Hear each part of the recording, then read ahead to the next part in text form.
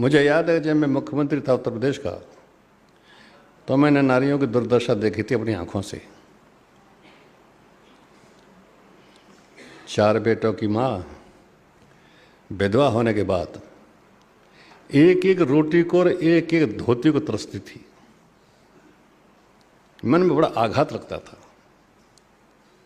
और मैंने तभी गांव में रह करके मैंने प्रण कर लिया था कि जब कहीं मुझे मौका मिलेगा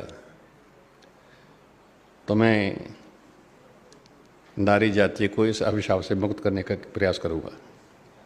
मैंने अपने मुख्यमंत्री काल में महिलाओं की दृष्टि से 3 काम किए। नंबर 1, उच्चतम स्तर की शिक्षा भी लड़कियों के लिए हमने फ्री कर दी, कोई फीस नहीं, उच्चतम स्तर की, MA MSc वगैरह की सबकी। दूसरा काम किया कि जो नौकरियों में हमने लड़कियों के लिए 20% का आरक्षण दे दिया ताकि नौकरी पा सके।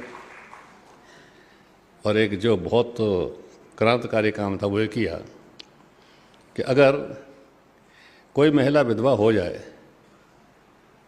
तो अब तक चलता था कि जो बेटे हैं 3 या 4, संपत्ति का विवरण उन्हीं 3-4 लोगों में हो जाता था।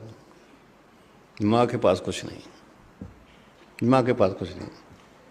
मैंने कानून बनाया, अगर कोई पत्नी या कोई महिला विधवा होती है, उसके 3 लड़के हैं, तब जो उसका पति संपत्ति छोड़ कर गया था उसमें 3 हिस्से नहीं 4 हिस्से किए जाएंगे।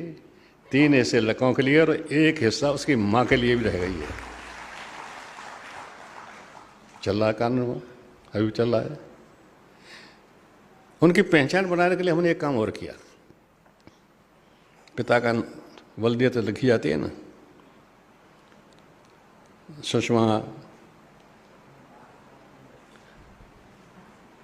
फिर पिता का नाम या पति का नाम,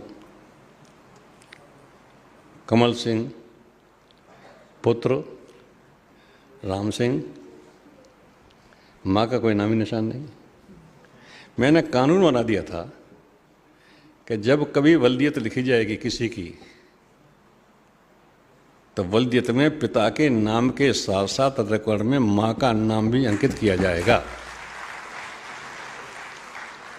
यद्यपि ये छोटी बातें, छोटे काम है, लेकिन मैंने कुछ करने की कोशिश की थी। मैं तो चाहता हूँ देश की बाकी की सरकारें उस प्रकार के कानून बनाएं